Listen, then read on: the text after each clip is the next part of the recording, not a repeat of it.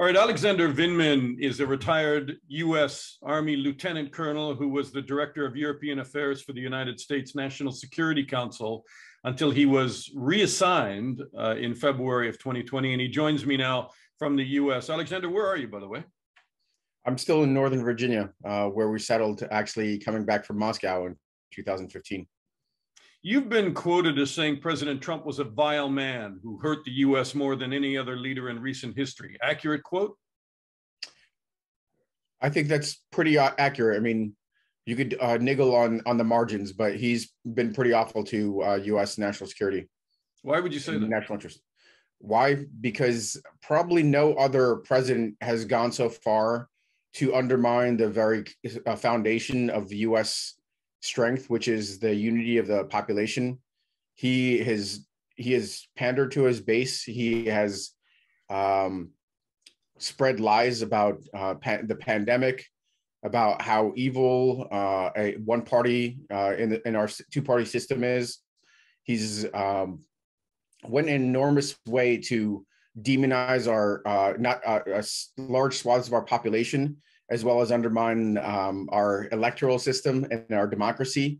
He's pandered to our adversaries and drawn false equivalencies between the way they operate, Vladimir Putin, China, and the way this country operates. I love the United States, and I defend it, and he attacks it. The January 6th committee, I just have to ask you, because it's on all of the news headlines as we do this interview, that they have held former Chief of Staff Mark Meadows in criminal contempt. I mean, what do you make of that? Is this process in Washington now investigating what many call an insurrection? Is that justice being sought, or is that political retribution? You know, it's interesting that as a diplomat overseas, you're careful to counsel other nations about what could be perceived as political retribution. You want the peaceful transition of power, but there's also a fundamental notion that no one is above the law. Everyone is subject to the law in the United States. And in order for our country to be able to function properly, everybody, including the president and his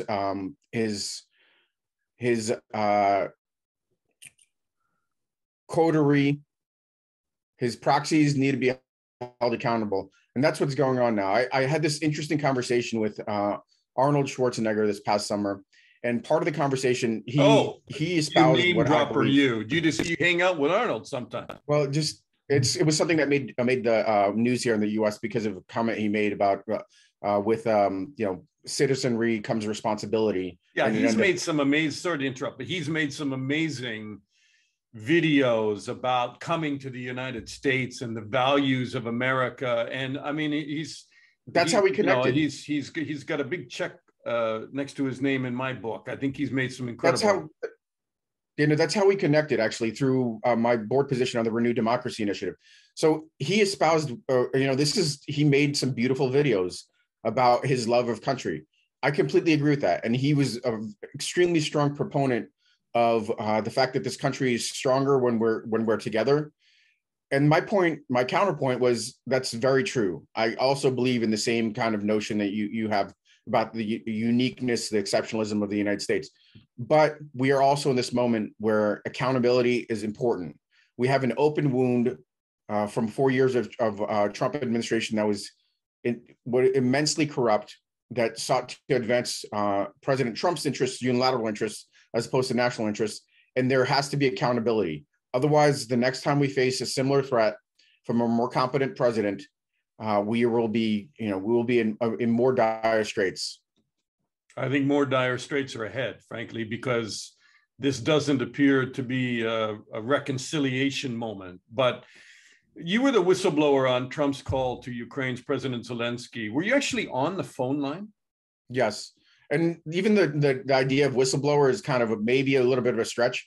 I reported through proper channels internal to the White House, as opposed to what most people identify whistleblowers as doing is, going outside of proper channels and going to like a press and so forth. But yes, that's right.